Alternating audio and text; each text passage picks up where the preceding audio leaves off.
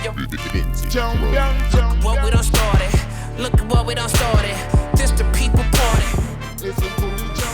What's up, party people in the place to be? It's your boy Talib Kweli. This is another episode of People's Party. What up, Jasmin? What up, though? Give it up to my co-host Jasmin, Leigh in the place to be. How you feeling, Jasmin? I'm feeling amazing. Chilling at my house. How are you doing? It's all good. It's another fantastic episode of People's Party. We have another fantastic guest. This man is an incredible human being. He's a friend of mine. He's a super, super awesome comedian, one of the best comedians I've ever seen work a stage. He's had a hell of a life. He uses his life as his material. He was born in Kuwait, came to Houston, Texas, H-Town already as a refugee. He was on the verge of dropping out of school until he found his comedy voice. Since then, he has toured the world with Dave Chappelle, with Jon Stewart. He's been on stages with myself and Yasin Bey. He's got one of the best comedy specials on Netflix, and that's a crowded market, so if you have the best, you know you're doing some things. The Vagabond, I encourage everybody to check it out. It's very funny. It's sure to expand your worldview. Ladies and gentlemen, Mo Amer. Did I say that right? I mean, I can't follow this intro. I can't live up to these expectations. I almost cried 3 times. I'm like, I did that? I'm like, man, it's so great. Oh, so man. Great. What's happening? And I can't believe how flagrant I'm being right now. I'm wearing the Rockets' first championship 1994 hat. I mean, H-Town.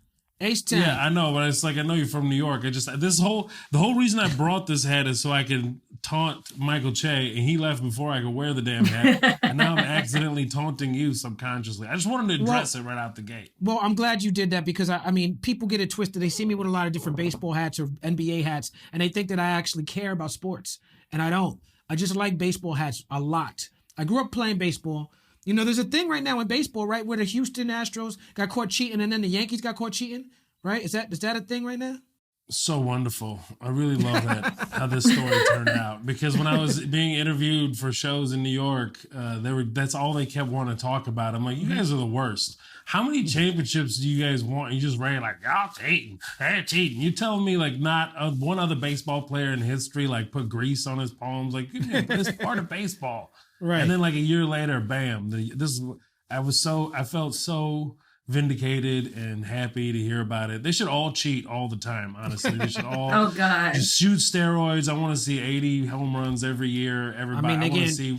They getting paid a lot of money, bro. They have a lot of money on that line. Let's just see it. Mo, I know you as Mo, the homie Mo, and it just occurred to me as I was introducing you that I don't get to say your last name that often. So did I say it right?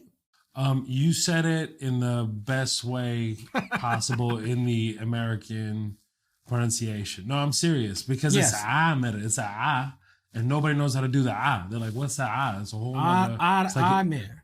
It's not a A. It's not a A. That's an Aleph, and then A is a whole totally different letter. So it's like imagine the top of your throat closing and pushing out air at the last second, and it makes the A sound, which is never going to happen. So Amer is the best way you could ever pronounce it. Everybody says Amer, Amir, Amer, which is really frustrating. Yeah, it's horrible. Okay. So you just have to live with it for the whole life. But really, my full name is Mohammed Mustafa Omar Najad, but that's a whole other story. You talk about your brother taking you to see Bill Cosby when you were younger, and you were raised in Houston, or we got to Houston when you were 9. You know, Bill Cosby, were you also influenced by Bill Hicks? Absolutely. Later on, you know, when you come, I was 9 years old when I got to Houston. So there was a lot of catching up to do. You know what I mean? Like there was, like my sisters in Houston were watching like Moonlighting with, that was the shit. Bruce Willis and Sybil Shepherd. I used to watch that show every Tuesday on ABC. That's right. So that's when we used to get that show, and like the NBA started coming to Kuwait, and you just, you knew Michael Jackson, of course. You knew the superstars, and there was like this huge gap. Like when I started stand up in '99 in Houston, people walking up to me like, "Hey, do you know Bill Hicks? Do you know Sam Kinison? Do you know Eddie Murphy?" I'm like, who are these people? Like I didn't know. There was like such a catch up that had to happen. And of course, Bill Hicks. I'm like a student of the art form, of course, and I love and admire Bill Hicks. I still listen to him to this day. he's so incredibly relevant today. He's a monster. And my mentor, Danny Martinez, started with Bill Hicks around that era of the early 80s. Right. He was doing those clubs in Houston. Yep, exactly. And he actually had to fire him one night. He had to, because he was so drunk and high, and he walked the room Friday. And Danny was I don't know what else to do, bro. I have to like fire you. I don't, this kills me to do it. I'm a comedian. Like, it's horrible, but I have to do it. And he apologized to Danny. He said, listen, I'm going to come back and give you the 2 sets of my life tomorrow. And sure enough, he came back the next day and got 2 standing ovations. And it's like, I remember a whole night, grew up around the guys that he hung out with and that did stand up still to this day. Andy Huggins is going out doing sets, and one of the first headliners that took me out, Jim Holder, we used to watch him and admire him, and I could see the influence in him to this day. So, yeah, absolutely. And of course, Sam and everything. People would come up to me like, man, you sound like Sam. I'm like, who's Sam? Right. Word up. I grew up watching that dude too. Your family came to the United States during the first Iraq War, Operation Desert Shield. Came to Houston, which I think is interesting that y'all went from Kuwait, which is known for oil, to Houston, which is known for oil. Hilarious. But it was war. I mean, Kuwait was going through a lot of negative, violent stuff.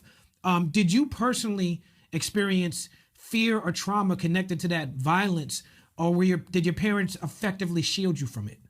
That's an incredible question, bro. And it's a multi-layered question, being that I'm Palestinian. So you have to do the time that I was also in the womb, like that. Yeah. What my mother grew up with, my mother was born in 48, like a month after the establishment of the state of Israel. And how they had to like leave Tel Aviv and go to Haifa and go to Burin, where we're from. So it's just really a tough one. It goes back many, many years. And it comes down to like statelessness and having like this belonging to a place and not being able to go there is already part of your life. But they shielded me so well of it. Like in Kuwait, like my father, may rest in peace, had a beautiful, had a great job, had businesses. He flourished as a telecommunications engineer. He was an amazing man, and somebody who is very complex himself, and loved technology and camcorders and phones, and just like he had all the latest stuff, and it was so interesting to grow up in that way. And so I didn't experience that. So when the Gulf War happened and you see your parents for the first time feel insecure or fearful, that changes everything. And the violence that I saw was, they shielded me in a way where I stayed there for only 2 months throughout the entire thing. So I slept through when the Iraqis came in and busted our door open. I was passed out. I was a deep sleeper, bro. I was completely passed out. My mom said they were gonna charge my room from the outside through the window. She said that they were gonna throw some kind of grenade in there, where they were threatening to get some truth out of them, like, where you from, your background, because they were interrogating Kuwaitis. So I was like straight just out. I didn't even experience that at all. I experienced the phone call that the Iraqis are coming at 6 a.m. And my mom and dad like started, there was like, of course, you go to the grocery store trying to buy rice, things that are not perishable, you can keep for a long time. And so that was like, oh my God, what's going to happen? That uncertainty, and what's the game plan? And then once the Iraqis made landfall in Ahmadi, where I was born, and to our neighborhood, which was oil, it was owned by the Kuwaiti Oil Company. So that's also a hot spot. And there was a palace at the end of the street. Like when I say palace, like a big home here in Houston, like they would host, like the sheikhs would host different, prime ministers and presidents that would come in, or ambassadors or whatnot. They usually put them up there. So it was a hot spot in our neighborhood. So everything completely changed, man. Like parking our cars in front of the windows, because Saddam, like, over time, over these 2 months, almost 3 months, I experienced like Saddam Hussein releasing all these thieves from jails, instructed them to steal, and Mercedes dealerships were like gone and overnight. Like, it was very impressive how fast they could steal Mercedes, a whole dealership, nonetheless. And it was just one of those things that was siphoning gas out of people's cars, and it was definitely a super tense time. I remember selling whatever we had of the stock of phones with my dad, on like this this corner. I don't remember where it was at, but it was like a desertous like street corner, and there was a bunch of vendors that were selling their items and people buying them up. It was just like, it's got to go. We got to go. And I remember playing soccer with the Iraqi soldiers because we still wanted to be like normal, but they were treated us very well when they learned we were Palestinian. You know, like I say, well, like, you know, right, relatively. Nobody, you know, relatively. Of course, the Kuwaitis got the brunt of it, and it was like a tough spot for a Palestinian to be there because Arafat supported Saddam, and then like the Americans came in, and the Kuwaitis were upset about that, understandably. Like, totally get it. Like, I just. It was a really tough situation for my family, for sure. As a 9-year-old, they do shield you from a lot of it, but you can't. I'm a hyper assessor. I look around and I see what's going on. And I played soccer with these guys, like, you know, right. like a few of the friends that were still there would go play, and you saw that these guys didn't really want to be there either. You know, these Iraqi soldiers didn't enjoy being there. They looked like they were hungry, bro. Like they were literally, they looked hungry. They were in an 8-year war with Iran at that point. So it's just like, I just remember being very sad and feeling very uprooted, and that like now it's like I'm never gonna see my uncles again, like aunts again. It's just a lot of uncertainty, and it is definitely a lot to process. And I didn't find out all the, you know, the meat of it until later on, you know, like in my mid-20s, probably like 10, 12 years ago, I started finding out more and more about what's going on. And then you get to Houston, and it's crazy being a Middle Easterner in Houston, Texas, which is home of the Bush family who started both Iraq wars. How did you grow up experiencing the city of Houston? Man, it was lovely. You know, it was like a lot of fish out of water stuff, of course, where you're learning to be cool. Like I didn't know this concept, you know. I'd go to school. I didn't know that you had to wear certain kicks or you're going to get, you know, you're going to get beat down. Or if there's a lot of catch up going on, you know, there's a lot of assessment going on. Like first time I saw black folks play the cousins, you know, play the dozens. Like I just never seen this before. Like, I like the cousins though. That I was like playing the cousins. We need to I invent a smoked game a called the doobie cousins. before we started. What do you want me to do? Okay, I'm doing my best out here. I mean, like for real, like I just, that was like such an experience for me. Like it was, you know, Alief is a special neighborhood, man. Alief, the SWAT, Southwest Alief, Texas, is a unique neighborhood. I think there's like 80 languages spoken in Alief alone.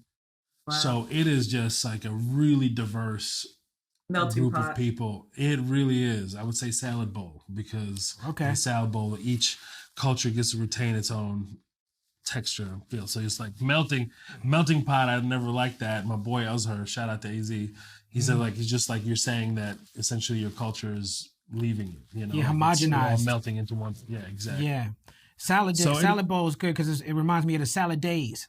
And that's when you get, that's the salad days. That's the beginning of your journey. When they bring the salad out, that's just the beginning. That's the salad days of your journey. Salad days. Yeah, I got that from Raising Arizona.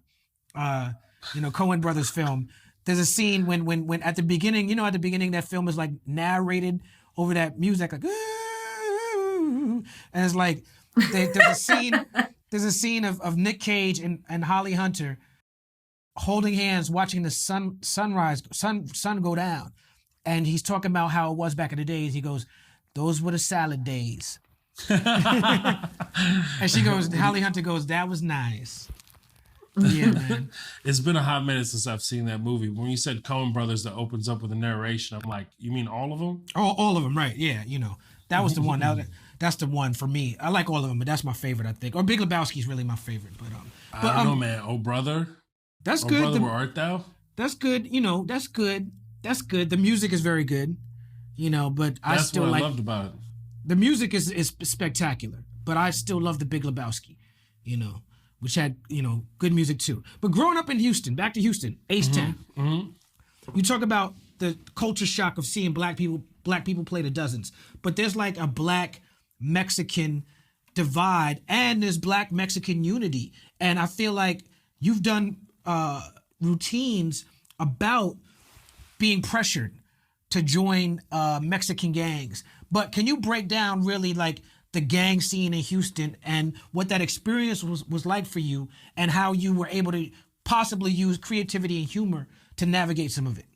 Oh man, this is like all I had is humor. That's Okay. all I had is to maneuver out of those situations. It was like gang culture became more of a problem like in high school, and I would get mistaken because I look Mexican. People don't know at that point there wasn't a lot of Mohammeds in the school district. I was one of the early Mohammeds there.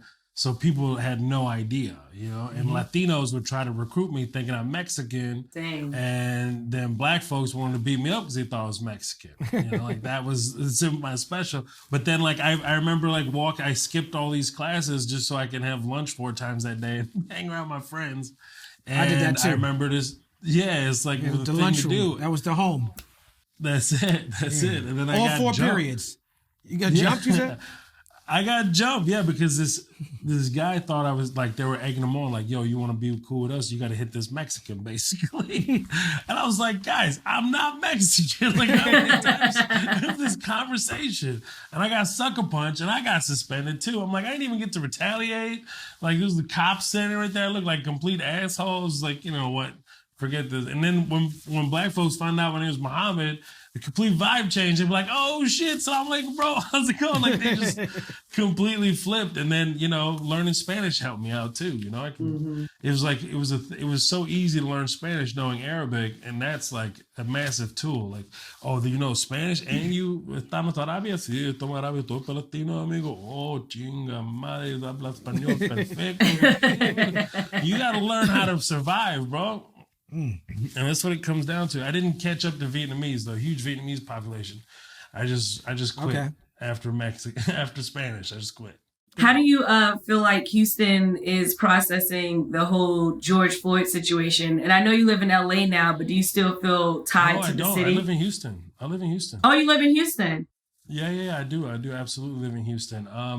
Big Floyd is obviously he's from Third Ward to Trey, and that's a heavy situation.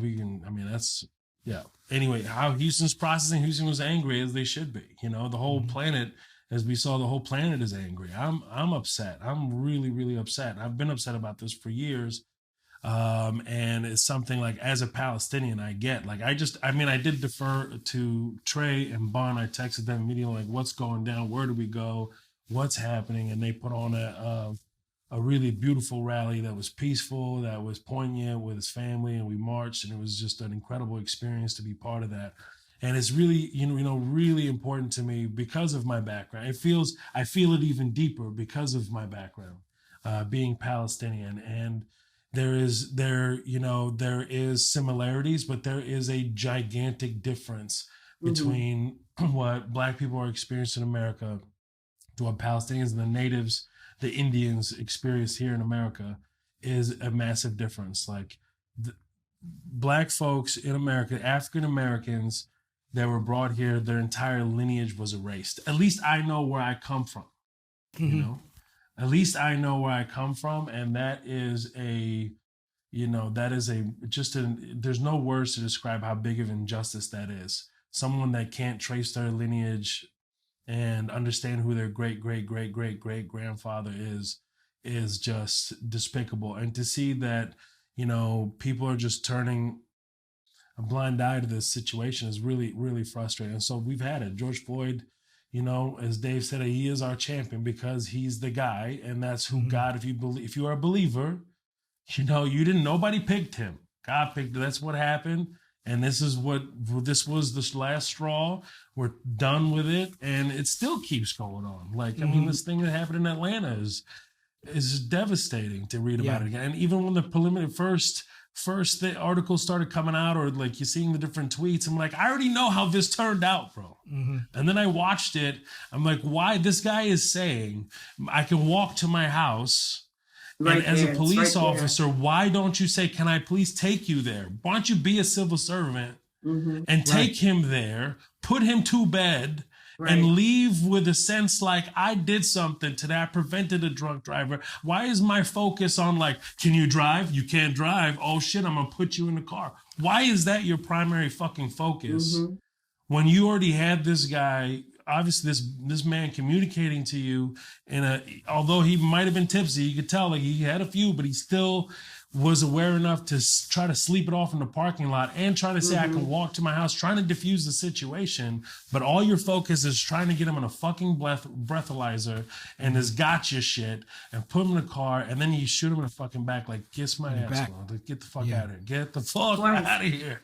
And I'm so tired of this, like, can you believe what Trump said? Yes, I can. He said he will murder somebody in cold blood and get away with it. I don't need to hear anything else that's going to shock me after that. Like, oh, he sexually assaults women? Really? I didn't. That's a shocker. Like, how can that be shocking to you after he said that he can just shoot somebody in cold blood on Fifth Avenue and just get away with it? No doubt. I'm done. I feel like I'm there. Like, you know, I got, like, whenever I look at whatever his clips are, what have you, I always feel like I got cast in a reality show that I didn't audition for. Facts. I'm like, I don't remember auditioning for this show, man. I need to tap out. Like, this is too much. I already know this is fake. Does anybody truly believe he's running the country? Like, do you think somebody who can't come up with a coherent sentence is able to run a sophisticated, you know, country? Like, it's not, and juggle world politics? Give me a fucking break, man. You ain't doing shit. Well, brother, I love your conviction, and that's why I fuck with you in the way that I do. You know what I'm saying? Man, love, bro. Your experiences with hip hop in Houston, like, you are a hip hop head, and it just pours out of you, it emanates out of you. You called George Floyd Big Floyd because a lot of people don't know that his connection to hip hop, and especially in the city of Houston. Bun B, Trader Truth, these are ambassadors of the culture. Like, you have great relationships with them. Hip hop has always addressed systematic oppression and marginalization while being cool. But Houston hip hop is something different musically, something different with the way that they use the guitars, and something different with the way that the swang of it. Like, can you talk to me about your connection specifically with Houston hip hop? Oh, man. Listen, the first time I heard, it was such a big thing. Like, we had a screwed up shop. Like, you know what I mean? Like, you just went and got these cassette tapes and A-Leaf. That was like the biggest turn for me. Like, the first time I heard hip hop, and the first one is My Mind Playing Tricks on Me. That's literally the first hip hop song I've ever heard in my entire life. And my brother had a cassette tape, and I was like, what is this? It was like 91. And I put it on, I listened to it, and I just felt so connected to it. I saw the entire story. I saw this guy struggle. I saw everything about it.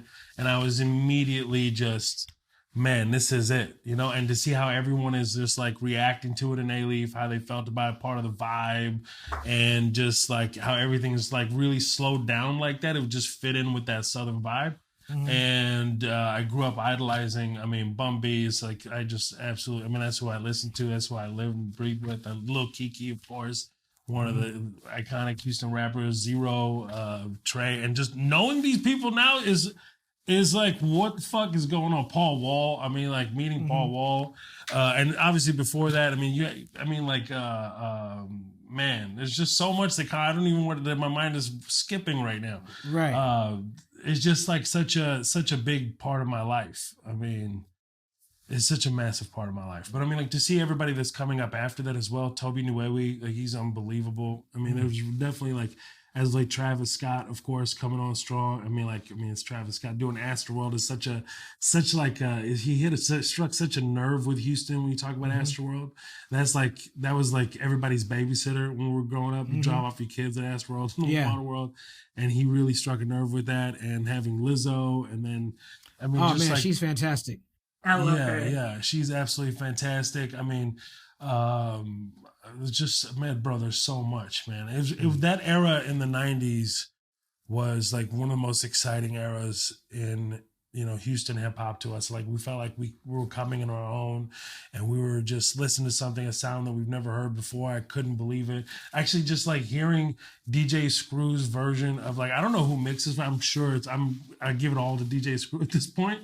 Right. But the song he screwed, just chopped up version of Tupac, Looking at the World Through My Rear View. That's like one of the things is just like, I couldn't believe how you could just do something with this sound that way. And just June 27th freestyle, Big Mo, I mean, my God, bro, I want to put that in a show one day. Like that Right. has to be in there. Like, it's just, yeah, man, it's just so much, bro. It's like, if you haven't looked up these guys or don't know the history of Houston hip hop and listen to it, it's just like, I don't know, man. I saw that DJ Screw documentary that I think RZA put together. Mm-hmm. I don't know if you've I haven't seen it. No, I haven't seen it. Yeah, I've just seen clips of it. I was just so excited to see something popping off in Houston. There's really something in the water, man. No doubt. And you forgot a major player who's a rapper now out of Houston, Beyonce. Can't forget the queen. Oh, I'm sorry, Beyonce. We used to, every time we drive by our house smoking weed in Third Ward, like my boy would always like, there you go, man. That's Beyonce house right there, boy. Every time we drive by, Beyonce live there for real, word? Yeah, she was in front probably practicing, choreographing and shit. And I just saw it on Google Maps. They just put it on, like it's in Google Maps now, Beyonce's childhood home. You've talked a lot about the teacher that gave you a chance to save your grades by reciting Shakespeare and doing stand-up in class. Can you talk about the impact that one teacher can have on a kid's life? You're so funny you say that. I found her on Facebook. Like, wow. Actually, a fan of mine found her for me on Facebook, and I just sent her a letter. She hasn't replied. She hasn't seen it yet. But I sent her a really long letter because she completely transformed my life. I knew I wanted to do stand-up when I was 10, when I saw Cosby at the Astrodome at the Houston Livestock Show and Rodeo. He was co-headlining with the band Alabama, which is hilarious. Okay. And I just remember, 67,000 people and this man on a rotating stage so far away, just still connecting and really I just never seen the art form before. I just said at that point, that's what I was going to do. I was going to be a stand-up comedian. And then 4 years later, my father passed away, and it was just like I was skipping all the time. I have never heard of Ferris Bueller's Day Off, but I was doing it all. I was going to baseball games with my boy, checking out Astros losing in the playoffs, and just that's all we did. I just skipped all the time. I was completely uninterested in school. Me too, brother. Me too.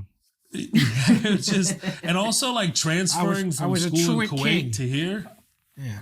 Bro, it's the best time. We used to go to my boy's house. They used to break dance and shit. Like, we used to just go hang out. We'd play video games, watch Goodfellas. Like, that. We just, fuck it, man. We just quit.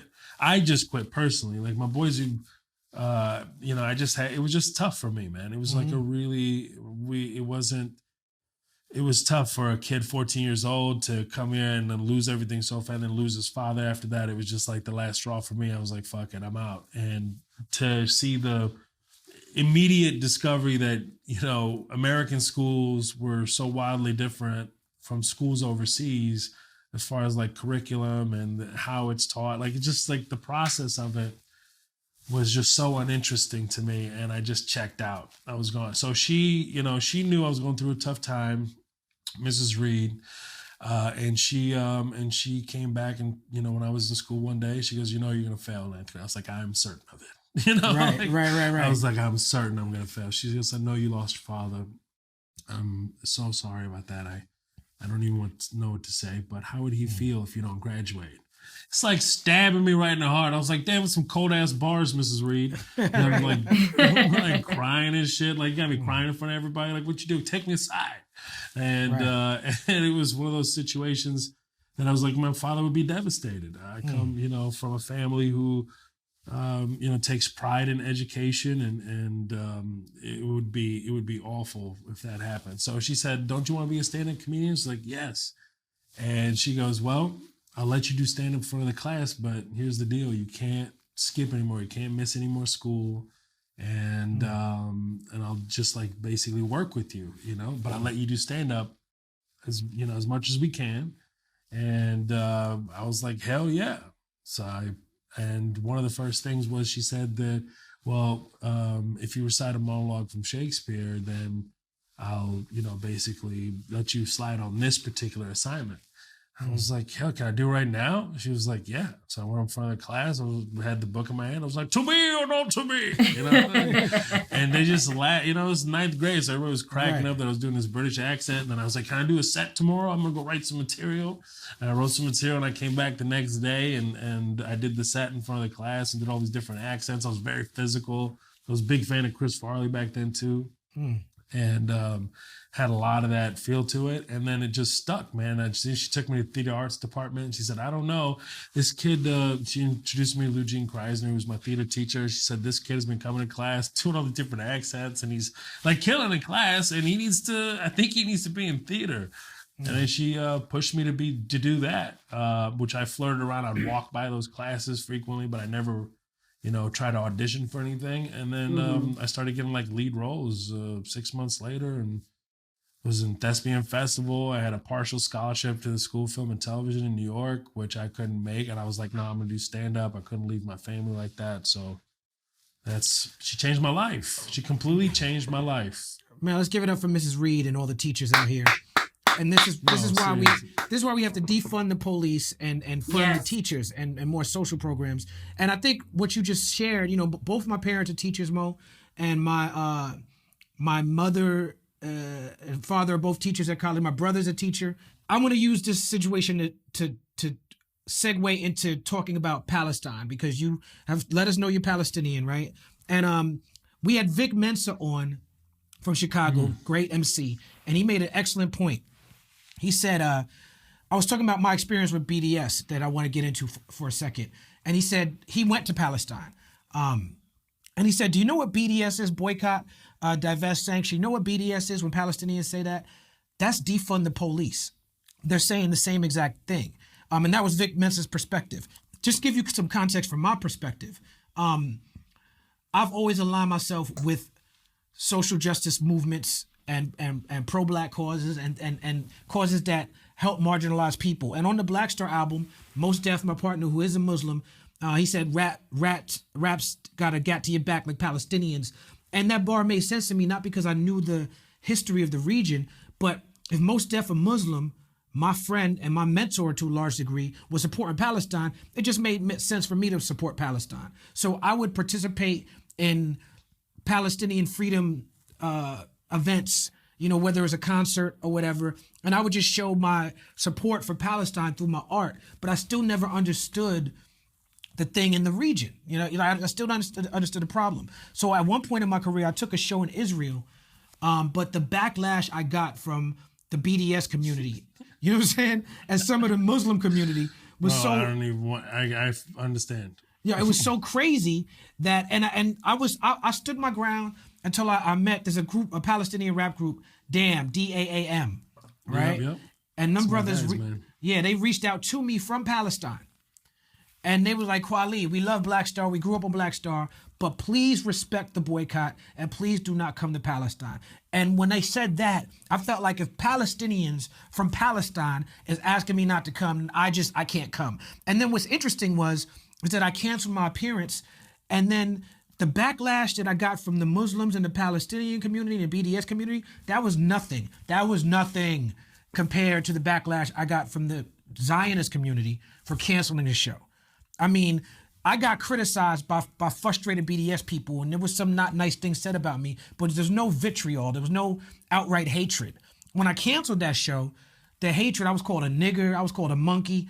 It was crazy. And it made me feel like, okay, I made the right decision. And I was being paid 10 times the amount I usually get paid to go to Israel. So that was like a lot of money that I don't make like that at one show that I turned down.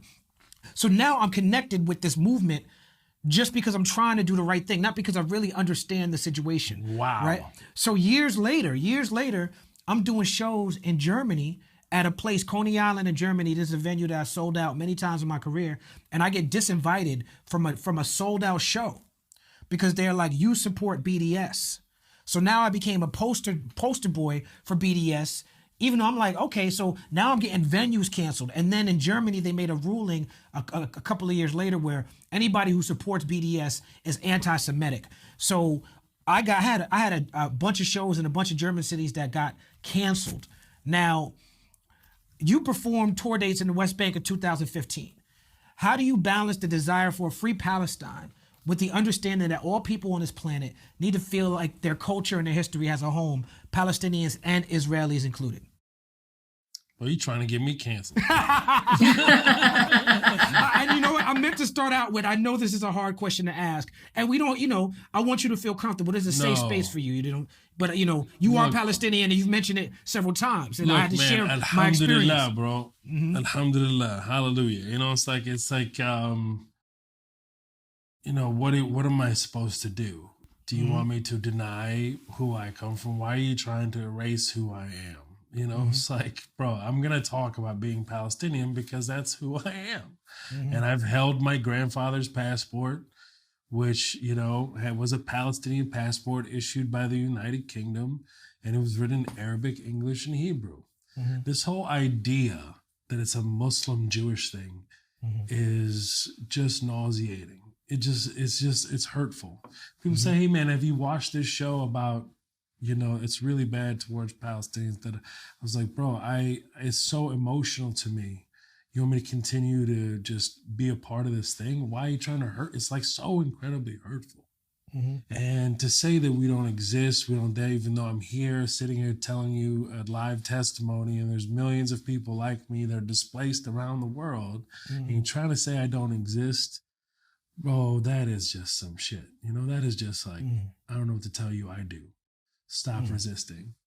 And stop hijacking this anti-Semite. We're all Semites. Arabs are Semites. I'm a Semite. This conversation is like, no, now it's synonymous to Jews, so this is the way we're going to use it. And it's a tool. You're telling me like we're cousins. We're biblically, we are cousins. Like, why do you have a problem with this? Why do Americans don't know that Jesus is not his real name? Isa is also his name. Like, why are you, I don't believe in God, I believe in Allah. It's so incredibly ignorant, to say something like that. And I feel bad for people like that. I don't feel like I don't look at them like what an idiot. I feel sorry for them. I'm sad because I wish you knew the full history, buddy. Like, that's how I feel about it. Like, this whole idea is like, oh, statues are going away, we're racing, and all white people are really upset about it. That's how we feel.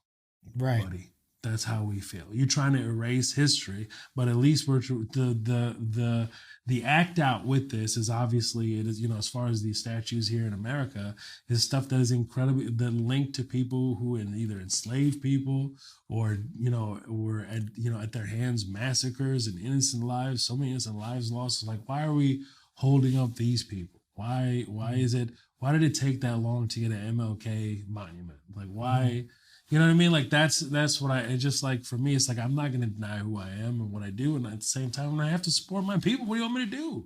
Right. Of course I feel that way. I hear stories of my grandparents and my grandfather, having Jewish friends, and they all, like Jewish friends. Now, I'm not talking about Zionism. I'm talking about Jewish friends who just hang out and just like, we're so close. We both believe in monotheistic religions, oneness of God. And it's just like, and there's like so many relatable things to each other's cultures. So we, it's like this, and it's just like really frustrating, man. It's so it's nauseating, it's painful, it's crushing, it's all that, but I can't allow it to crush me. I have to continue to do my own contributions as a Palestinian, as an artist, and tell these amazing stories that should be told of unity and understanding, and this whole idea that, it's just frustrating. The people without land, nobody was there. Desert, like, word, like, no, we were definitely there, bro. There was definitely people there. Like, there's such a complex and layered story. Like, I don't know how to encapsulate it in a few minutes, but I would just say that, Palestinians exist. There is 100% injustices that are happening with Palestinians and the land, and it's a land dispute. It's not a religious dispute. It is, Palestinians holding on to their culture and everything else that is involved around being Palestinian from, and again, Black folks understand this better than anybody else. So it's just like, this idea is like, oh, okay, word, y'all, everybody came from Europe and you guys were eating hummus in Europe, for real? For real, you were making falafel up there in Germany? Like, is that what you were doing in Poland? You were making falafel? I'm pretty sure you weren't eating any of this for several thousand years. And I don't know how you can it's just really, really odd to me. Like, you can just make a claim that something happened 2,000 years ago and just come in and just take everything. I don't understand how. Please, somebody explain this to me where it makes sense, and it doesn't. And I smile because I see it as a disruptor between the people. To me, I see it as like, we're closer than we think, and that is not good for the overall, agenda or world economics, or whatever is in place there. But I'm sad. It really is very, very sad to me that there's all this time is lost, where it should be a case where compassion takes place, where the Jews experience such a atrocity as the Holocaust, and just absolutely despicable, and it's a lot of people actually for many years would go to Africa. A lot of Jews would go to Africa, Morocco, for instance, or even go to Muslim courts in Spain, because it was one of the most fairest courts you can go to in that era. So it's like we've been doing business. We've been around for many years together. We've been working very well together. What has changed here, and why do you feel like you can just take what you want with no repercussions? Why is American Senates and Congress voting unanimously about Israel, and everything else that we need in America is not being voted on unanimously, the things that you would think would be? So that's really fascinating to me. Those are just questions we should all think about, and it's all, to me, I would love to see it open to where my aunts can go pray in Jerusalem, have the right to do that. They don't look like they're being in chicken coops as they're crossing one to the other, and separated in these dreadful camps that are surrounded by these hellacious walls, and it's just very, very sad to see that. And Christians have this, like when they go, and even like Jews when they go on birthright, and you see their experience, and imagine that, as a birthright, and you have like my mom who was born there that can't eat, like for a long time couldn't go back there, and when we did, questioned by somebody who's been there for like 14 years. She's 19 years old. And, from Uzbekistan, and be like, what are you doing here? Why are you going? Are you visiting? Who are you? Like, I'm coming home, bro. What are you doing? Why are you here? It's the feeling that you get. But my mom is such a patient, loving, caring person that she sat there with love, and, and she exudes that, and people just, just are attracted to that, and they get over it. But it's such a long conversation, bro. Yeah, I mean, I think as Americans, you touched on a lot of stuff, but one of the things that stood out was the fact that you're right, that our American government, both sides of the aisle, support Israel overwhelmingly, and we fund a lot of that we fund a lot of the efforts to treat Palestinians like second-class citizens. Whether we know that as taxpayers or not, that's absolutely the case. And just from my view, it happens for two reasons. One, you have a very powerful evangelical Christian conservative right-wing base that have a lot of money, and they fund what's going on in Israel because they honestly believe Jesus is coming back to that region. You know what I'm saying? So they want to have power in that region. But even more dastardly, Muslims believe that too. That's exactly right. That's what all that fighting for the reason. Everybody believes that they guy is coming to the region, and so it's like. But also you have the United States imperialism, which you touched on as well. Is that the idea of just wanting to have control in that region and not having respect for poor brown people, and that's really what a lot of it boils down to. Now, you also, when you were a very young man, 19 years old, you performed for troops in the Middle East. Your brother was a pilot, like you said, right? For the United States. Obviously, the United States has a rampant history with anti-Islamic imperialism. Why was it important for you personally to help humanize Middle Eastern culture for European soldiers, for U.S. soldiers in the Middle East? Man, I just wanted to tour, bro, and do stand-up now. No. It was. I mean, when it came, the first time I toured was April of 2001. And that was, that was an exciting experience to think about. Like, oh, I'm this young kid, I'm going to go do shows in Germany, Italy, and Sicily and do stand-up. And, I was maybe naive to the experience that they were having. But I was like, hey, man, I've always known that it was such an incredibly underserved culturally in America that I knew someone was going to be that voice at some point. Like, it was really important to me to use, you know, cultural experiences, my own cultural experiences to have influence in Western civilization. Like, that's definitely, you know, I knew it was there, and I knew people would think it would be hilarious because it is very funny, and it is, you know, interesting and very relatable at the same time. So to me, that's like the part of that recipe. But obviously, you know, 5 months later, 9/11 happened, and you know, the global climate significantly changed. So it became really, really important now for me, because I already had, because I did well on that tour, and I was booked to do Japan, Korea, and Guam, and I think Bahrain as well.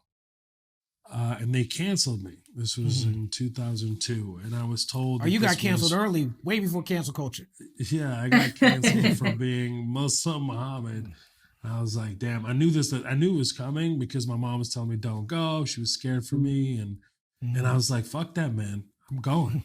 You know, like I was still performing in the South. Like, I was still, you know, a Mohammed performing in Temple, Texas, and Midland, Odessa, and, you know, Houma, Louisiana at the Lagniappe Music Cafe, and getting my shit searched while I was on stage. Like, shit was happening to me too. I was having experiences, and one guy told me, you're really funny for saying nigger after a show. Like, I got that shit, you know? Right. Like, so I was like, oh, really? Word? You think it's going to be much worse for me to go Japan, Korea, Guam? So they told me it was like for my safety. I was like, oh, they trying to hurt me now? Like, those guys hurt me? And I was so confident in my abilities to communicate on stage, and also it'd be funny. I just thought it was dumb for them not to have me. I think it's the best time to have me. And I think that it would do a lot for those soldiers to get a whole nother perspective. And, you know, and get to do what I love at the same time, while also doing a good thing. Right. I discussed it with my mother extensively, and she agreed. And I didn't even have a passport. I wasn't even a U.S. citizen, bro. Like, I had I had a refugee travel document. Talking about being vulnerable. I had to fight to get the visas to travel. Like, I had to maneuver and get recommendation letters to get them to speed up to get me in. Like, when I was flying, like, think about how God works, bro. When I was doing Germany, Italy, Sicily, when I got the U.S. Travel document, the refugee travel document, not passport, I went to the German embassy and was trying to get a visa, and he was like, "Oh, you're so lucky. Oh, today here they passed the Schengen law, yeah. So that means you can fly into Germany and then fly domestically to other countries." I'm like, "Is that really true?" He was like, "Yes." The day I'm flying out, he tells me this. I'm like, yo, I was so nervous. But it was like, I had to if I ever did a show in Holland, I would fly into Germany, take a train and go to Holland. Like, I just work it out. But anyway, with doing these shows, it was so incredibly important. And I would go there, and these guys loved me, man. They were just and I loved them back, you know, and it was a very real relationship. It wasn't like, they don't sugarcoat shit in the military, first of all. And even you get off stage, they shoot the shit with you, they talk trash, you know, like you talk trash back. That's all fair game, you know, and that's actually one of the realest experiences I've had on those tours. And just there was a quiet moment, you know, when I tell them around, because it's so incognito in certain situations, right? And they're shocked by it, and just to go on stage, like when it was Mo Short from Mohammed, surprise bitches today was the day. It was a whole. They would pause, laugh, and then you would have 3 people that will never, you know, that are fighting it. They'll do this joint, and then you see their chest go. You know, they really don't want to laugh, but they are. Right. So it's just, you know, those experiences. And there were some soldiers in there that were half Syrian and half. This was in Iwakuni in Japan. I'll never forget it. We're all standing in a circle talking shit, and these soldiers in their fatigues, and this 2 guys go, "Yeah, man, I'm half Syrian, I'm half Lebanese." And nobody in their own, you know, troop knew that. It was so interesting to see. Me doing stand-up there freed them to be themselves. Really fascinating, bro. And then I had, you know, shows in Kuwait and Iraq, and it was the first time I went back, and it was weird. I stayed at Saddam Hussein's palace, basically the guy who uprooted everything for us at that time. And wow, it was weird. That was converted into a hotel, and Man, it was really fucking weird, bro. It was like I just had a sick feeling in my stomach the whole time. And I slept through bombings there too, man. I was asleep. Still sleeping like a baby as an adult. Man, I slept like a baby. I felt like Joe Pesci from My Cousin Vinny when he finally sleeps in jail when the sounds are going off. That's how I felt. Like bing, bing, bombs were going off, and the other comedian got up. He was like, "Oh no!" I was like, "What?" And I just went back to sleep. And he was like, "I can't have breakfast." He was like, "I can't believe you slept through that shit." It was like, wow. You do a lot of accents in your comedy. I like to do accents too, but a certain person that's the host of this show banned me from doing my British accent, so we're not gonna do it right now. Wait, why don't you do it? Why don't you do it for Mo? What would you like me to talk in my? Because I'm from Manchester, and this is really how I talk. But for some reason, the Talib seems to be a hater. What you Are think? You really Mo? from Manchester? She's not. Yeah, I'm really from Manchester. See, Talib, he thought I was from Manchester. No, I didn't. What? The fact that you're saying Manchester already tells me you're not from. How do we say it? Manchester. Yeah. There you go. I learned something new today. For sure. You're definitely not from the Midlands. I don't do a really great British accent, but I love it. You know, I love doing it terribly. Oh, hello. Yeah. Oh, would you like some tea and crumpets? Oh, would you like some crumpets? Yeah. Oh, you know, I just like fucking with them so much since they, you know, distributed so much to the world. So it's like, it makes me feel good and I do it there in London all the time on purpose. Like I'd like to fuck with them so much. You said that they answer you said they answer everything in a question. Yeah, isn't it? Right. What'd you say? But how do you? Like, hey, where's the Holiday Inn? It's over there on the left hand side, isn't it? I'm like, I don't know. Is it, motherfucker? Tell me. It's the language. How do you balance? Doing different accents and knowing that they're funny to our American-born ears, but also not making anyone feel like you're marginalizing anyone or mocking them for the way I'm that American, they speak? first of all. Okay. I'm a goddamn American. You understand me? You know what yes, I I mean? understand. Like, how do you feel like you're able to relate to the freedom American is not people? Free. Easy, because I'm American. All right. No, it's just like. But I think her question speaks more to like if you're like say you're doing a German to accent other like German or Russian. Yeah. Fuck Germans. I mean, whatever. Oh, so sorry. I don't like it. You don't talk that way. Yes, you do. You do talk that way, isn't it? I love it. It goes into his whole body when he does it too. You can't do the German accent without moving, or else it'll become Russian. That's the problem. You sit like this, and then you become Russian, and then you moves like this, and it becomes just German. You know, like it's fun here. Oh, you've been to Berlin? Oh, I'm from Berlin. Yeah, to Hamburg. Oh, you know, like it's just. I feel the white doesn't fall far from the tree, man. All of them are really close to each other. I feel like your what German are your favorite ones? Is a character from Sprockets. That's what I feel like it is. I've never said I didn't watch it. Well, people tell me like, "Hey man, you sound like that fat caterpillar from A Bug's Life." That's exactly right. I'm like, no, I don't. And then I watched Bug's Life again. I was like, oh shit, I do sound like that fat caterpillar. Oh, look at my wings! I'm a beautiful butterfly. You know, like that. You need to watch Sprockets. Mike Myers. Sprockets what are your favorite accents to do? Which one was my favorite accent? You said? Yeah. It's definitely the German accent, probably my favorite, because it's so silly. You just have so much fun with it. Anything you say out of the German accent, like it's just so funny to me. Well, if you have to do better, yeah. Ooh, yeah, if you have to, yeah. Like, I don't know, just the way it feels to me, it's really hilarious to me. It's so damn funny. It's really, I just get so much, I just love it. Like, I don't know how to explain it. I just like really, really enjoy it. I love shitting on the British on purpose. They know I got love for them too, and I do so many shows there. And so just like, so they just like, are you taking your piss? Yeah? Like, yeah. You know what I mean? Like, I just love that vibe. And I grew up on the, like this, I learned British English in Kuwait. So when I came to America, I embarrassed myself plenty. You know, like, I didn't know there were such differences, and kids would play pranks on me in school, like in recess. They would come up to me like, "Hey Mo, you got a pussy?" I'm like, "Yeah, I got a pussy, yeah." Like I haven't had it, I didn't know. And everybody be like, "Oh, Mo has a pussy."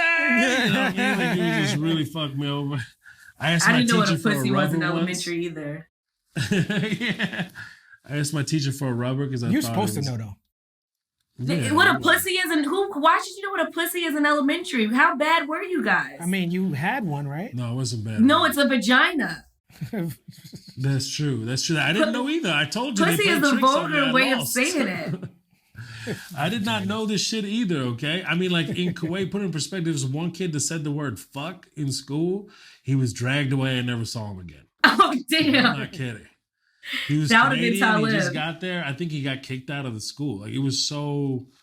I didn't know any. I was so innocent. Like, I had no idea. And then America took it all from me. It was like kids dragging me, like talking about, like, I'm showing my dad's Playboy. I thought it was like a boys, like a young boys, like fun magazine. I was gonna look at bikes and shit and like A Playboy. Like, I didn't know. It's got a little bunny rabbit on it. Yeah, I thought it was completely different. And when you open it up, I was like, titties! Ah! You know, Exactly it was like, like oh that, my right? God. Right, It was That's a literally good like thing. that. It was terrifying. I was like, oh my God, let me see that. You know what I mean? Like, it was, I can't believe kids get to see these things. What are you guys doing out here? What are you guys doing? You know, like, so it was totally different. Like the hit song when I got here was like, I like big butts and I cannot lie. You know what I mean? That was That's a good song. And Now, kids were yelling that out loud. It's like, I don't know. Now, your name is didn't know. Mohammed. I am also blessed with a Muslimy name. And, you know, you talked a little bit about 9/11 and how it changed things for you. But for me being a black man with a Muslim name, I got discriminated against, especially in airports. Now, Mohammed is the most popular name in the world, if I'm not mistaken. Not just the most popular Muslim name, but I think it's the most popular name in the world, right? Correct. That is. Talk to me a little bit about sort of being a man named Mohammed having to travel through airports as much as you do. Because I go through it a little bit as Talib Kweli, but I imagine Mohammed's go through it a lot more. Absolutely. No, I've first of all, first time I met you, I said salam alaikum. Right. Peace. And I'm Walaikum salam to you. Walaikum salam. You were like, listen, bro. You were like, listen, bro. I think you ignored me the first time, and the second time, like, you took me aside, like, listen, bro, I know this happens. And I just realized, like, how I felt like a complete asshole. But it's all good. Talib as well, you know? I mean, Talib. Talib was the first convert, right? He was the first one that Muhammad went to his uncle Abu Talib and converted him to Islam.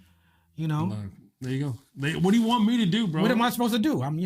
My name is Muslim. It's not just Talib. Obviously, is an Arabic name because in order for him to have converted, he was already named Talib, right? So he was before he was Muslim, he was Talib. So it's not just a Muslim name, but because he was the first or one of the first converts, it's associated with Islam. It just is. I mean, it's gonna for sure. Just it being Talib as well. I mean, Talib. Yeah. I mean, it's just gonna happen. You know, it's just gonna happen. Like I said, I agree with you that way. And for me, like, it's interesting. I've had a lot of issues. It's like not only Muhammad, but also because of me not having a U.S. passport right out the gate and having a refugee passport. So just like all kinds of extra time. You know what I mean?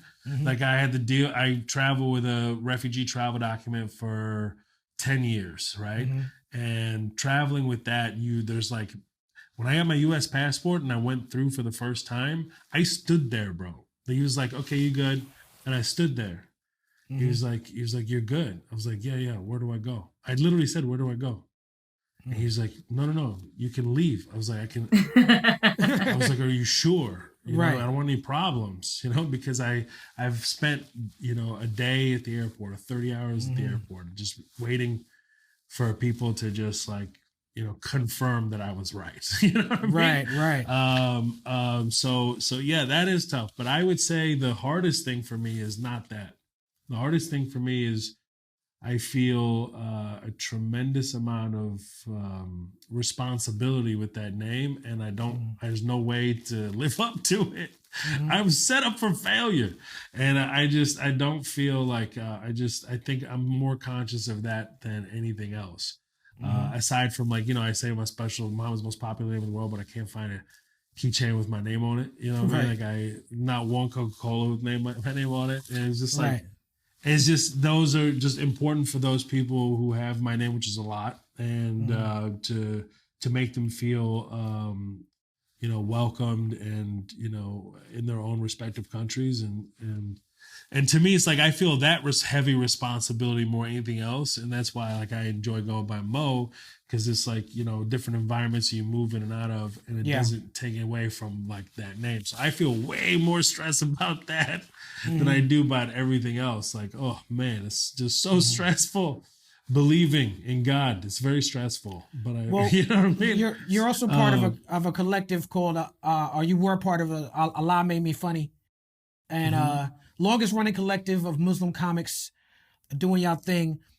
You said it's believing in God. Why was it so important to put Allah in the title of the collective?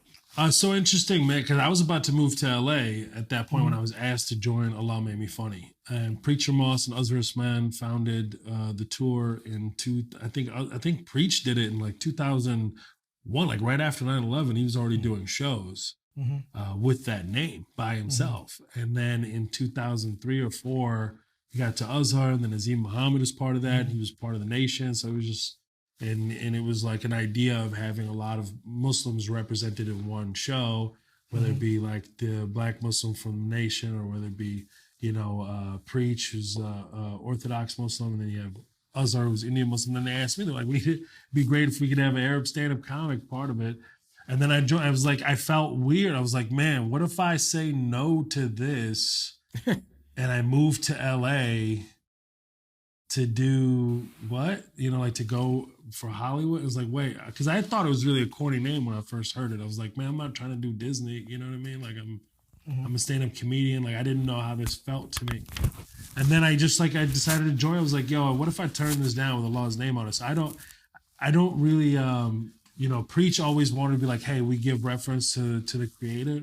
And it's like, we come from God, so God made me funny. It was like one of those things. Allah made me funny. And this thing wasn't intended to be like, you know, hurtful or to be, what's the word I'm looking for, you know, blasphemous in any kind of way whatsoever. It was just actually giving reference to like, hey, Allah made us funny, the official Muslim comedy tour, let's go. You know, so that's what we were doing. And then we toured all over the world, bro. We started like, we made it into a documentary film. Like, I'm very proud of the fact that we were able to like tour all over the world without any assistance from, you know, from Hollywood or anything like that. It was just a complete whirlwind for me. I was like, I couldn't believe we were performing in South Africa, selling out theaters there, selling out theaters throughout Europe, and you know, just grinding, having a great time, and doing Holland and Australia and South Africa, and all these different comedians started coming out of there too. Like so many different comedians that saw us do it, that are in mainstream doing stand-up comedy. I mean, Hassan Minhaj, his dad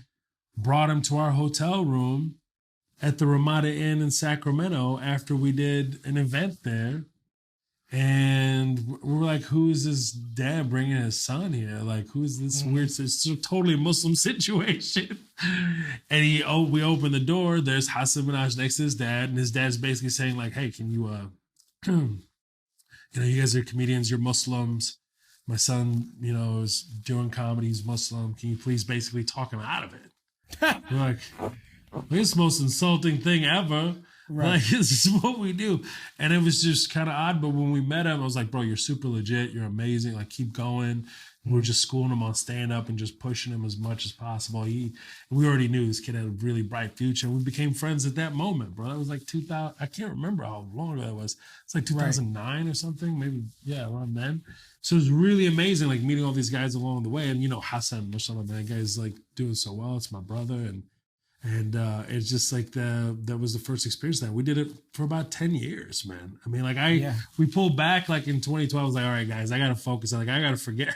Like, it's like I forgot. I was like, hey, man, I got to get back to where was that? And that's how we met Chappelle too. That's how we met Dave. And he came to our show in Columbus, Ohio. His family came out. He did an hour after our show, and he was completely clean and just didn't, I mean, it was amazing. He just did, you know, this riffed hour that was just fantastic that nobody's seen, and I'll remember to this day. And he never forgot. He was like, bro, it's one of the best experiences. So I'm glad I didn't say no. That's my relationship there.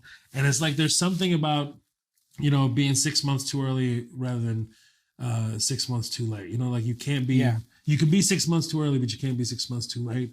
Really understanding your craft, growing and becoming a better stand-up, being in a situation where I'm touring with Allah Made Me Funny, being squeaky clean, on stage and then touring the clubs in America, you're like working different parts of your brain that you never had before. And you can go into any environment, bro. I can go into the filthiest environments and do my job, and also go into a super clean environment and do my job. Like I can go anywhere. And that's like the most lethal thing for a stand-up comedian. And I'm so glad I waited and before I really started pushing through.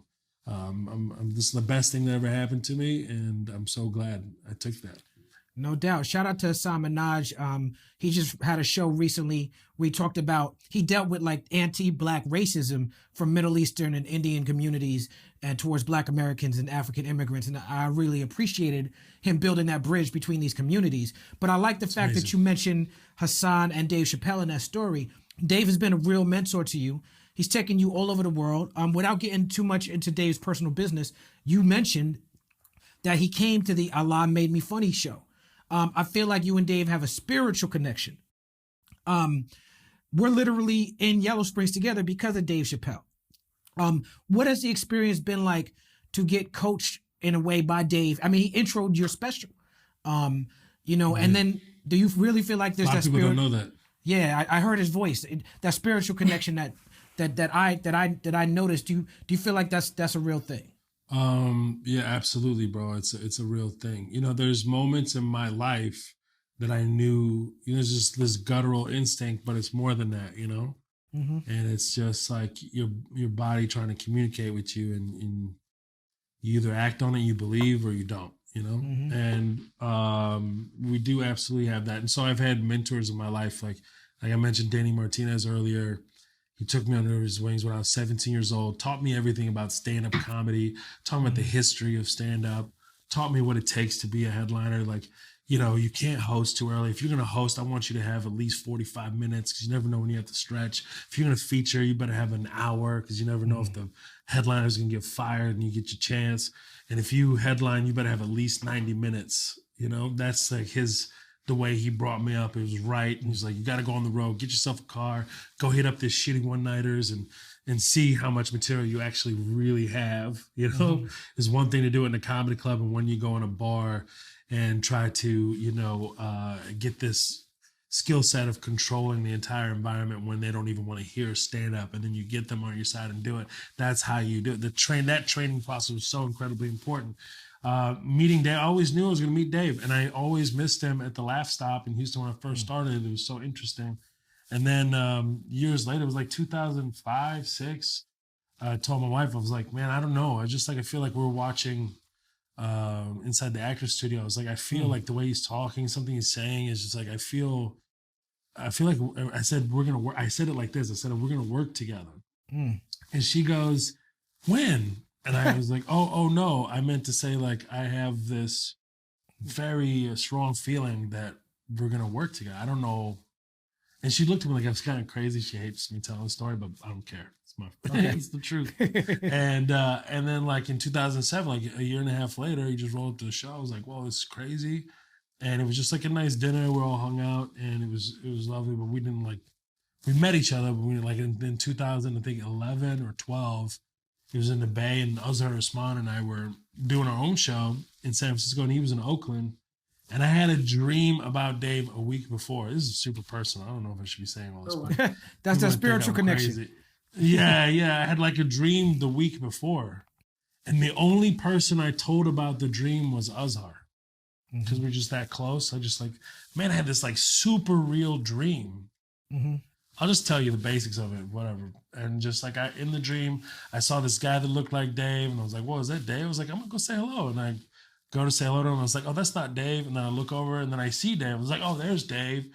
I was like, "Oh, what's up?" And then I see that there's almost like 2 trolleys, like a parade trolleys, and they had all these like black celebrities on them, like Martin Lawrence was there, Jamie Foxx was there. I just remember there's like a ton of famous people there. And then I saw, bro, I swear to God, bro, I swear I'm lying. So I have witnesses that I told the next day about this. So I just look up and I see Dave like doing one of these. He's going like this. Right. And Dave I was works like, his he's about shoulders to walk in. Yeah. And he was doing that in a dream. I was like, oh, he's about to walk in. It would look like a church, And I was like, yo, I was like, whatever. I know Dave. I was like, I'm just gonna walk in. I'm just gonna stand there and just walk in with him. And we walked in, and it was 400. It looked like it was like seating, like there was like theater style seating, but it's not a stage. It's like completely flat at the bottom. It's like, and then we walk in, and people went crazy. They were like, like that. It was great. And I look over to the left, and I see a woman, and I see 3 children in crib, like 3 babies actually, in cribs like this, and in an L shape almost. And then I see this woman standing there. I was like, whoa, what is that? And then the dream was done. Then a week later, Azhar and I are in San Francisco. Azhar finds out he's in Oakland. They're texting, like, man, let's go by there. You guys want to come in? I was like, yeah. And then we end up, Dave was like, oh man, all of it funny. And he takes this picture. Right. I was like, this is so stupid. Like, this is so dumb. Please stop. You know, like, I can't believe you're like fans and you're a fan of what we've accomplished. And we're like, you're Dave Chappelle. Like, this is so dumb. And he was like, you guys want to do sets tomorrow? I was like, yes, we'll do sets tomorrow. And then it was like the next day. And then I saw Smurv, who I mistook, Smurv. Oh, you was in the Bay. Smurv Griffin. He's in the Bay, and from the Bay, he looks like Chappelle. I was like, oh, what's up? And I mistook him, and I was like, well, that's crazy. Then we had like a situation, and he's so funny in the dream. I just I didn't like him at first, and I didn't like him when I first met him. That's my boy. Now, what I'm just saying Smurv is a lot. Like, he's very strong personality. Absolutely. Once you get to know him, he's like a one big, of the huge, great sweetest laugh. people. It's wonderful. Fills up the planet, man. It's beautiful. And so I just didn't like it. I was like, wow, it's so weird. And then the experience was kind of weird. And then I had a moment. I looked up at the marquee and I looked at Azhar. I was like, bro, the name of the place that we're performing in is the chapel. It used to be a church. I freaked out, bro. We're both freaked out because Azhar's the only person I told about this dream a week before. So it was just one of those situations. Like, once you know, and then it's like, right. It's okay, and then I'm doing Atlanta. The root word of Chappelle is chapel. There you go. Really get into it. We can peel back the layers. Yeah, it was just one of those situations that I knew it, and then like we did Atlanta together at the Tabernacle. Oh, that's where I saw Dave too. Yeah. So that was like the first time we actually did a tour for sure. Like first time we did a tour stop, and he kept being like, "You want to do tomorrow with me? You want to do tomorrow with me? You want to do tomorrow with me?" I was like, "Yeah," and then it just kept going, and then next thing you know, it's like over 1,000 shows and 8 years. Yeah, later. Dave is loyal. Dave, if you are a fan of Dave and you see him perform live, you know that he's loyal to a fault. Not to a fault and a bad thing, but loyal, That's like so very loyal to to the comedians that he likes. Yeah, he keeps a crew that challenges him. You know what I'm saying? For when he comes out. Like, yeah, man. I grew so much with Dave, and he just like was so motivational, and he just really believes in me, and he's constantly pushing me, and so that what I was saying is like Danny, my mentor here, taught me everything about stand up and what to become, here are the tools to become a great stand up comedian. And Dave's tool shed is a lot more complicated, and it's just different tools that Danny hasn't experienced before, and very few people will ever get to experience, really. And for him to share with me how to do that, because he believes in me in that way, is incredibly empowering. And his mother believes in me, and the words that she's exchanged with me, I can't. I'll start crying, bro. It's like not even real. I'm like, I don't even know if this is real. It's like when I saw you and most in London this past trip, and you guys were doing Definition, and I didn't believe what was happening. I'm like, what is my life, bro? Love is love, man. This is what we used to jam as like, what's happening? I'm on the same, like, this is too much. This is like, yeah, man. It's like, how do you not believe in God? Like, where I came from, for a kid had to be born to a stateless Palestinian, a Palestinian mother, to go to Kuwait, and a war had to happen to take this kid all the way to Houston. This kid had to go to a comedy concert to be inspired to become a stand-up comedian. A teacher had to take risk on him to do it. He goes, he doesn't know where to go. He ends up at a comedy club. He sees in the back of the paper, he's his funniest person competition. He walks in the laugh stop. 2 days later, I'm on stage doing shit jokes. and trying to work it out, introduce myself to that world, learning about stand-up. Danny Martinez takes me under the wings. All these years go by. Do I go to LA right away? No, let me hold on a second. There's a tour going on. I didn't actually make money doing stand-up. I can build a fan base. We can tour globally. What? That's so cool. Let's go do that. Yeah, I'll do shows for the U.S. Troop. Let's go see what that's about. Let's push the limits. Let's see if I can perform in front of them. I can perform in front of everybody. Oh, should I done it? Let me funny. I don't know. Now, like, forgot about this. Dave Chappelle walks in. This is how it happened. Then it's just like you click. It's just like, how did this happen? Next thing you know, you're watching Black Star on stage. Like, I don't know, man. I'm so grateful to God. Like, that's it. Amazing. You just and while you were praising the Most High, you just gave the blueprint. So I want the comedians and the artists watching paying attention to how you just broke down your journey about just being in the right place at the right time, being prepared for when the opportunity shows up. Word is bond. Listen, and something that Danny taught me early on, because I wouldn't have had that relationship with anybody after that, and stand-up in particular.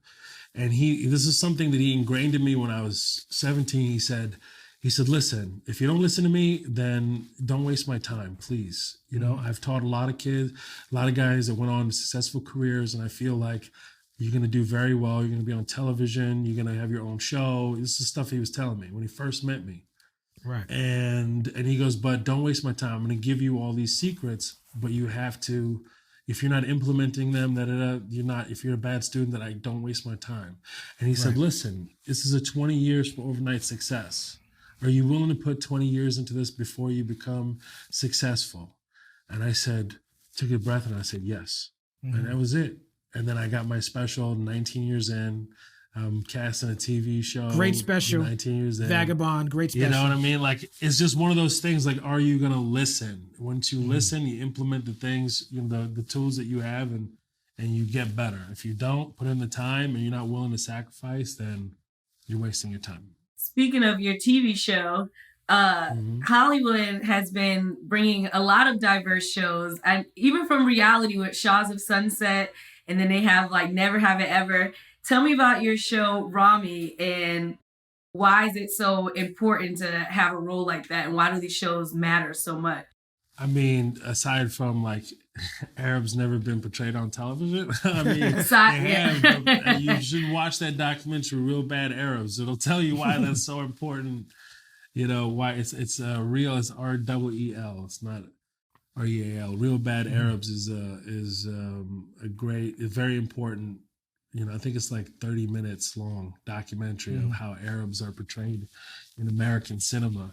And if you see that, you'll understand why it's so important to have it. And certainly now more than ever, it's important to have these Arab stories, just like it's important to have these, Black stories and these origin stories to explain where they come from and to preserve history and to even like bridge the gap. And it sounds so silly, but it's like, hey man, I just want to tell really good stories that are authentic, that tells our perspective, that is wildly underserved, so it really influences culture in a very positive way. Like why that should be going on anyway. And it's also hilarious. Like, stop resisting.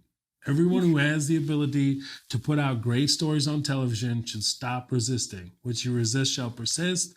The longer you persist with that, is the longer you're going to stress yourself out. So just let go, put out really great stories on television, and that's what it's about, and what that does. And those kind of stories will live forever and inspire another generation. I mean, just like we saw in hip hop from the 80s to the 90s and to now. I mean, so it's That's why it's so important. And also, like, understand, like, people don't even know what words mean. Like, Allah means, people are afraid of that word. It's like, it just means God, bro. It's very, it's a beautiful word for God, It's like, just chill, right? Be cool. Yeah. Tell these stories. Vagabond as a special, is I just mentioned, and it's fantastic. And one of my favorite parts of it is when you tell the story of being bumped up to first class and you're sitting with Eric Trump, Donald Trump's son, in first class. You've told the story a few times and it's in the special. But my question is this. You, as someone who comes from a refugee background, an immigrant background, you as an Arab American citizen, you have been personally targeted by Donald Trump, you and your family and people like you, in a huge way. Now, you make light of it and you sort of gleefully relish the opportunity to get some clapback by sitting next to Eric Trump. But beyond that story that you tell, how do you combat being such a triple threat to the Trump administration? Damn, you really trying to get me. I mean, when I sat next to him, bro, I thought I was on candid camera. You know, I was like, y'all just trying to subconsciously recruit me into the Illuminati. What the fuck is happening? I was like, is this some kind of like setup and shit? Like, is this how you just and I don't think Eric even knows. Like, they were just like, hey, go check out my golf course, and in the back, like, yes, Mohammed. You know what I mean? Like, it was very weird, bro. And I just came from Australia I'm heading to Scotland. So it was a straight flight all the way through. I had a layover in Houston for 24 hours, see fam. And then I continued all the way. I was exhausted. Didn't know I was going to get upgraded. I'm a procrastinator, so I didn't put my name on the list. You know what I mean? Like, it was all a surprise. So, and then we landed in Glasgow, and he didn't say a word to me. We spoke for like 30 minutes before he passed out. And and you got to watch the special. I just hate to repeat that. So on Netflix. On Netflix. Go to Netflix to see Vagabond. And so for me, my main concern was because I went so viral with this post because I just, I texted all my friends, like, this is a hilarious thing. All my friends are comedians, and texting, Remy, Hassan, and I was like, and Dave, I was like, yo, this is hilarious. And then I didn't know that it was going to be such a, I really did not. Who knows that they're going to go viral? Like, they called it super viral. And fuck, that means you went around the planet a few times. That happened to me once. Once in my life, when I argued with Don Lemon, I went super viral. I woke up in Glasgow to my phone like it was a movie, like the ticker kept going up. I was like, yo, what the fuck just happened? And I was scared. I was paranoid because the first reaction I had was like, ugh, I'm gonna be famous for this? Ugh. I know the feeling, I'm brother. Talented, bro. I'm so talented. Like, I don't need, oh no. Right. I should have never put this out. If I wanted that kind of like publicity, I could have just milked every experience I had in the South that was very racist and shit, but I never wanted that. My friends were like, you should go to the press. I'm like, fuck that, bro. Like, I'm not doing that. I'm just gonna keep getting funnier. And so my main concern was like, I gotta make this funny fast. Because if I don't, then I'm gonna look like some hokey comedian. You know what I mean? Right. So that was my main concern. I was like, yo, I can't let this happen. And it went around so deep. I would do the concert dates, and I would leave and go do open mics like in the Midlands or wherever that could get get into it. And then people kept writing stories about me that I didn't even have conversations with them or interviews with them. And as Dave, and I was like, bro, what do I do? He was like, you should do these interviews. You should do like pick a handful and control the narrative, and tell what the story was and just get it over with. So that's what I did. And I always was like, oh man, they're going to use me to, like, see, look, we could sit next to... Right. You know what I mean? Like, look at this. Because when I told him my background, I was like, Salaam alaikum, and right out the gate. And he was like, what's happening, kind of thing. Right. And he was just like, it just like, yeah, man, my dad's a master publicist, bro. What do you want? Like, that's what he does. That's what we do. And he was very proud of his golf course and shit. And he was just telling me about it. And he was like, I have Arab friends, like, hey, man, I got black friends. It's the same kind of thing. I'm not racist. My homie's black in Chicago. Like that kind of thing. I do business in Dubai and shit like that. That's what he was telling me. Oh my God. That's so out of touch. That's not it, bro. So out of touch, So it was really funny, bro. I was like, all right. I was exhausted. I wasn't trying to have like a full-on conversation. The white lady behind me was just doing this like the whole flight. I'd wake up from mid-sleep and see people like taking selfies, pictures like above. Oh my God. I was like, man, where are those pictures? I want to see. They on the internet somewhere. We could do a deep dive. I don't think any of those people put them out. I don't think anybody put them up. It's such a pleasure to talk to you, brother. I love hanging out with you. You have also worked in the hip hop space with two of my favorite artists, and they're both practicing Muslims. That's Brother Ali and the Narcissist. Yes, sir. Tell me about your relationship with them two brothers, because I think they're both highly underrated artists and human beings.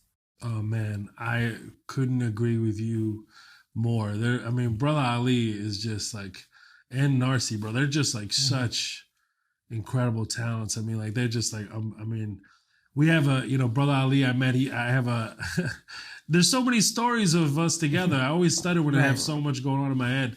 But with Ali, man, he's just, man, that brother there is, I'm going to speak about them separately. There's not one that I prefer over the other. Those both my brothers. I understand. And they're incredibly talented. And Ali being from Minneapolis and that history of hip hop there as well is so fascinating and many.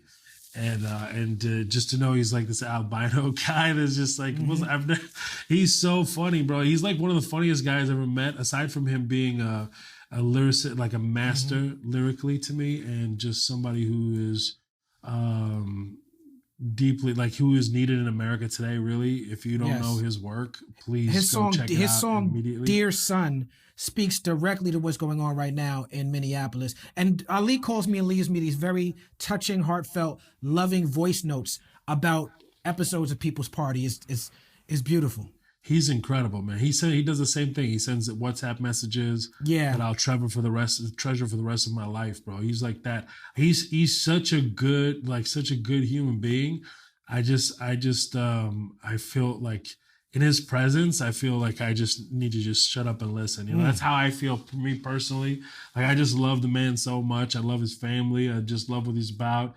As an artist, he's absolutely incredible, and it's disgusting that he's not just like in the conversation of in a much different, like everybody in hip hop that knows who Brother Ali is. His 5 Fingers of Death is ridiculous as well. Like, just seeing that, how pure he is, how much light he is. Like, he's just such energy, and when he's in that flow, his concert, like seeing him in his flow.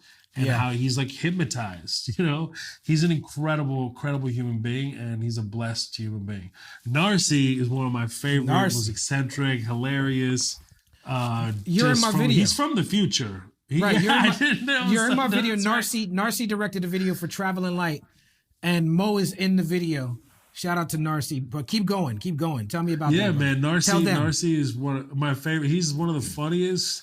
Comedians. To me, he's like a comedian, right? He's definitely a rapper, but all of his stuff has these rapper, author, comedic elements. Professor, right? Yep, he is absolutely. He's a professor.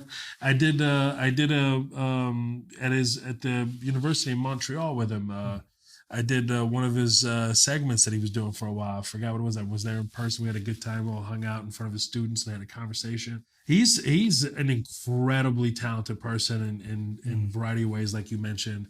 Man, he's from the future, bro. That's what I see him as, like somebody who's from the future. People are catching up right now, starting to catch up, and the more success I get, the more that I want to share and have him involved in that, because and for Brother Ali too, and Tariq is, I know obviously Black Thought has. Oh yeah, absolutely. The roots and everything else, but he did the song for my special, and I was trying to get him and Ali on it at the same time, and it was just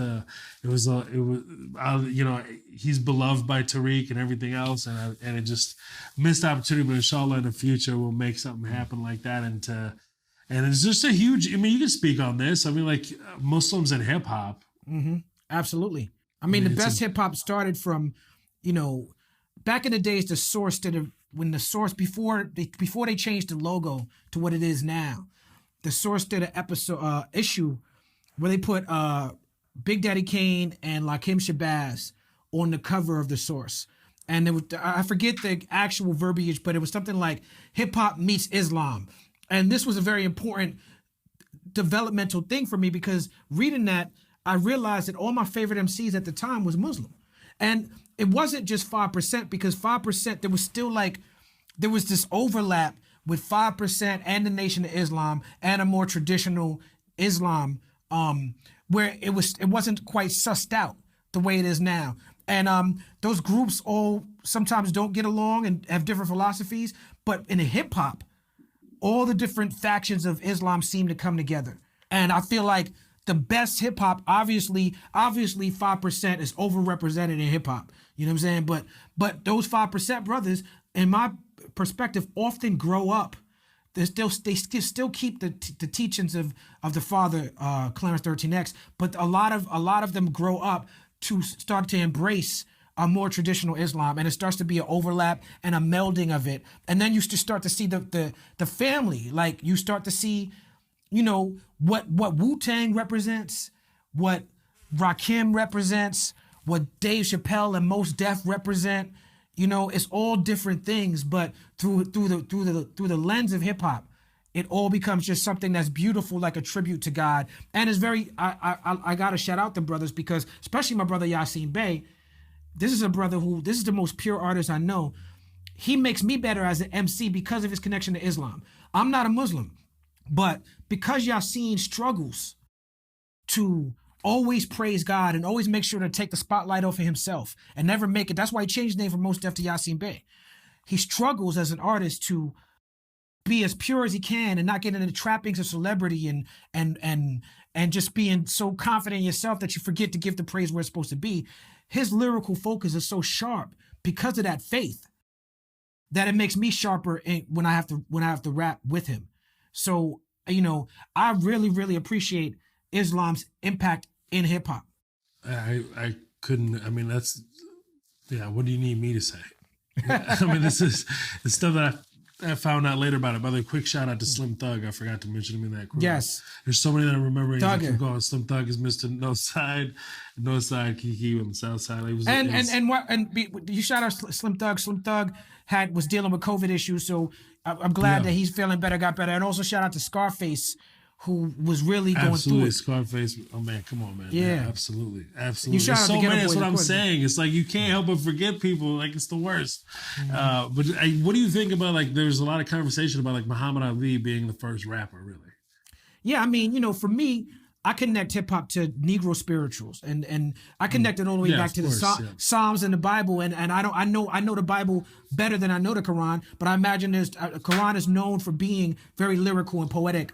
And so I imagine there's things in the Quran that I could probably attribute that say that's the origins of hip hop as well. But as far as in America, there's definitely the gospel music. Yeah, absolutely. The gospel music. I was saying with the Quran and stuff, I just like, hey guys, I know, just speaking to Muslims right now watching this, like, hey man, I can't believe, hey guys, I know it's a lot deeper than that. There's a lot of things, okay? And you got to understand Talib's point in this situation. Speaking to those Muslims, you got to get some context. It's blasphemous. You got to get some context, right? We know, okay? We know. Bismillah. All right. That's right. I'm glad you did that for me. You made sure I didn't get canceled in the Muslim world. You know what I'm saying? Yeah, nobody's getting canceled, bro. We're doing our best out here. No doubt. But I mean, I think that hip hop. No, Muhammad Ali, I meant like in the modern day era. Yeah, I mean, for me, it goes from that era to the spirituals to, like, you know, Muhammad Ali he got it from someplace, but he made it his own. And so he was the I look at Muhammad Ali as the same time period as, like, the last poets at Gil Scott-Heron, but he made it mainstream. They were still dealing with radical black politics, and Muhammad Ali, you know, he was radical when he was dealing with black politics, but that's wasn't what his rhymes was about. His rhymes was about float like a butterfly, sting like the bee. His rhymes was about, you know, self-adulation, being pretty, you know. But yeah, absolutely. He had some poems. He had some poems that he had on. Muhammad Ali got bars. Let's not get it twisted. Muhammad Ali got bars. He got bars. Well, I think it's like one of the best stand-up bits I've ever heard, talking about, like, the black and white difference. How come I ain't see no black angels? Yeah. And, like, Mama, where the black angels at? Yeah. She's like, they were taking the pictures, you know? Yeah. It was like, why is angel food cake white? Oh, it's why gorgeous. is devil food? I mean, come on, bro. Yes. It's like the best stand-up bit. Level. He was doing a stand-up bit. That's a stand-up bit. That's a rhyme. That's a hip-hop song. That's a fiery speech. That's a historical lesson. That's all those things at once. Absolutely. Yeah. That's the greatest. That's one of my favorites. Oh, I love him so much, bro. I love that man. So I've never met him. I went to his funeral. I never met him, but I'm friends with his eldest. She's just being around her makes me so happy. You know what I mean? He's just such a bro. I had anyway. Yeah, there's just so much. Too personal. I'll just leave it. Well, I brother, just love him so much. Islam wouldn't be Islam without black folks in America. Period. Oh yes, that's real. That's real right there. That's what it is. Ladies and gentlemen, you heard it for yourself. Give it up for the one, the only, Mo, and you say the last name. Amer. Amer. Mo Go with it. Mo Amer. People's Party guest. We love you, brother. Give it up. Man, I love you too, man. Thank you so much.